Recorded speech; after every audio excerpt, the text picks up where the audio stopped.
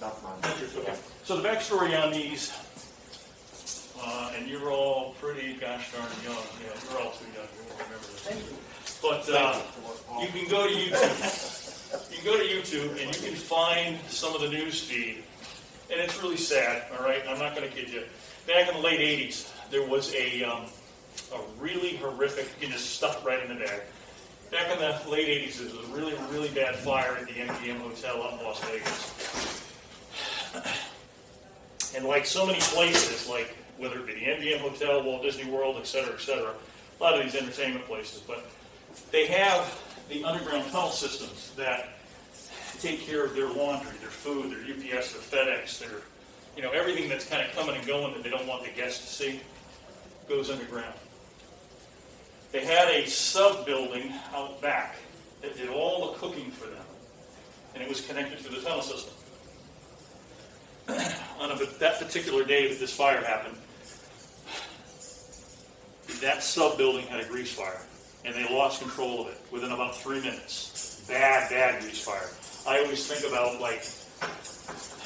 remember from when we were over in Afghanistan or whatever, they were throwing diesel fuel on the tires, and they were burning those, that black smoke that was coming out of that. So the smoke was so bad, they evacuate the sub-building, and path of least resistance, where does the smoke go? It goes down the tunnel system. And I don't know how many elevator banks, I can't recall, but I'm guessing the MGM Hotel has quite a few elevator banks for the whole facility. What's an elevator do today that it did back in the 80s, that it did in the 50s? It does the same thing. What happens when it goes into alarm? What's that? Chimney effect? Well, yeah. The elevator, the car or the cab's going to go down to the default. Okay. And the doors are going to open for egress, right, if there's anybody in it. And if the fire happens to be on the first or second floor, it's going to stop above that. But basically, it drops to the base, right? Well, the evacuation system set up on the roof of that hotel, like so many still to this day, could not get that black smoke out. So you had folks on floor 77, 78, 79, 80. It was so thick, they were coming out of their door, out of their room, and they couldn't see the exit sign for the stairwell. So they turned around and they jumped out the window to their death. So some really smart people around 1988, 89, 90, they started saying, okay, we have got to do something better because this sort of thing should never, ever, ever happen again, right? So that's where this technology is really kind of born out of. And even though the simplicity of it seems real simple, I can tell you right now, these are real expensive units. And as long as you all take care of them, and I'll talk a little bit more about that at the end, you should never have an issue. And these are in a setting right now where you folks are the only ones that even know they're here. Anybody else walking by, they blend right into the drop ceiling. They're not even going to notice that they're there, right? Now, what I'm doing is something that you guys can do for those of you at the hospital. What I mean by that is I'm going to simulate the test. Sorry. I'm going to simulate this. But this isn't going to be what would be referred to as having Maxon come in on a semi-annual service agreement, planned maintenance agreement. This is not the same thing. I'm just going to kill the power, and it's going to demonstrate it. Maxon would come in on a semi-annual, and they would actually smoke the head. They would do the planned maintenance part of this. They would do the drop test. They would make sure that it passes everything on per the code, the NFPA 80, and they would give you all at the hospital documentation for your records. So when the fire marshal, when they come in and they say, hey, I need the documentation for these fire doors, these fire extinguishers, this, and this. Oh, and I noticed that you had about a dozen of those smoke guards at the elevator. I need the paperwork on those too. Basically, what is Maxon saying? That every 6 months we do that test. We're putting our name and our signature and our date and our stamp on that paperwork, and we're basically saying these units are certified by us, by a certified technician who is certified by Smoke Guard, that these will work in the event of a fire or smoke. Okay. The reason why I say that up front is years ago, we didn't do a really good job communicating that. And where we got into a little bit of an issue is, once again, what I'm going to do is I'm going to push one button and I'm going to show you guys where it is. And I want you all to do this, especially in a hospital setting. Senior living facility, hospital, you guys are at the top of the list. I'm not going to tell you what to do, but I would highly suggest once a month have a cheat sheet on a clipboard or something and just go around and exercise this. Do what I'm doing, and you will not void the warranty. Where people get in trouble, or where end user clients get in trouble, is they have a whole bunch of these, and then they don't hire Maxon to come in to do the semi-annual. They let the alarm people do it. The alarm people don't have a clue what it is. They're not certified.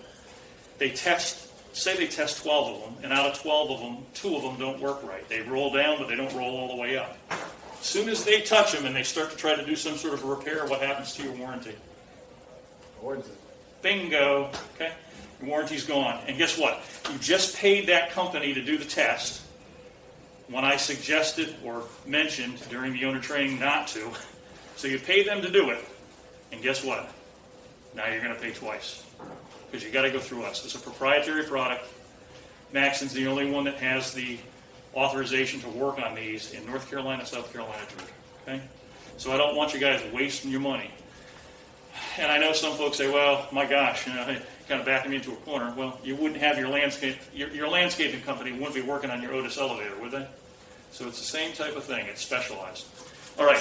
So what I'm going to do, first thing, is you don't need a special tool. Whoops. Come on, you're good. Can you fit through there? Yeah, All good. right.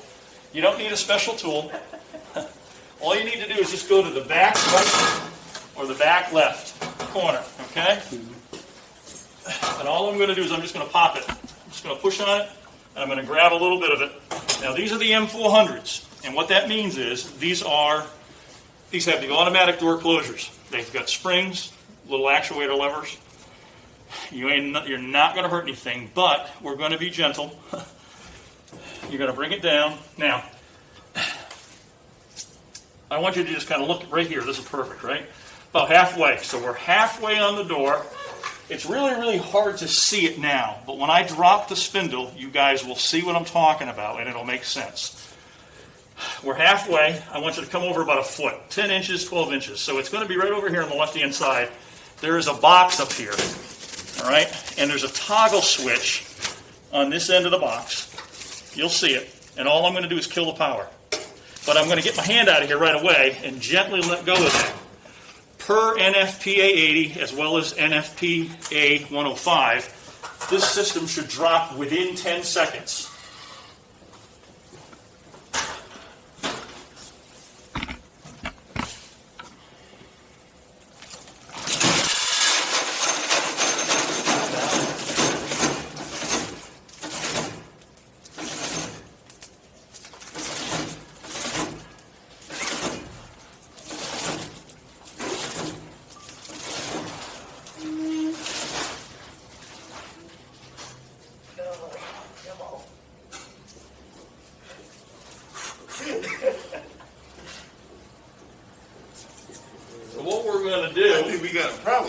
What we're going to do is, this is why I was talking about post-install inspection. So we've got a problem, right? So we'll go over to this one, and I'm going to roll this one back up. We'll go over to this one, and I'm going to make a note of this, all right? That we didn't get it to drop all the way, so we've got to have the guys come back out and reset some limits for us. Good, thank you.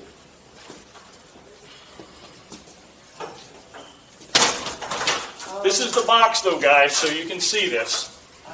Right here is the box. You can do what I'm doing without voiding this out. This is the toggle. Good? I'm going to roll this back up, and I'm going to get my hand out of the way because that door is going to shut. I'll come back to this one when we're done. Let's see if we can get this one to work the way it's supposed to. Good. Oh, close the glass up. Yeah, close it right back up. Okay, let's go over to this one, though. Let's make sure one of these works right. All right, so once again, I'm going to the front or the back of the cabinet door. Back corner, right? Back corner, either one. Pull it down, Grab that, nice and easy. Halfway, 10 inches, 12 inches over. Find the box, hit the toggle. Let it go.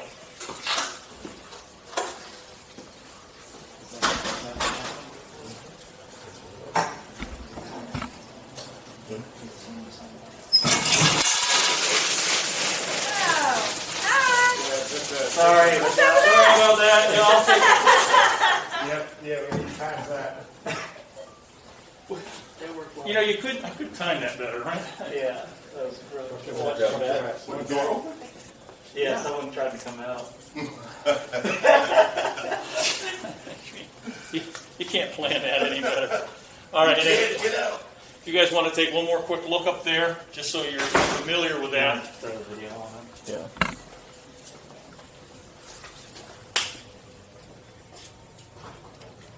Yeah, that'd be good. That'd be good.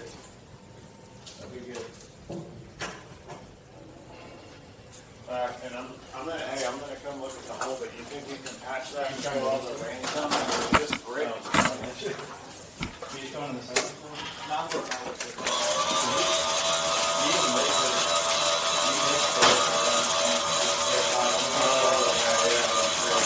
Alright, well, let's get your phone thing, I'll figure out what Okay. they're talking about today. Couple of quick things though, and I'm gonna, you guys can disseminate after, I'm gonna look at this one.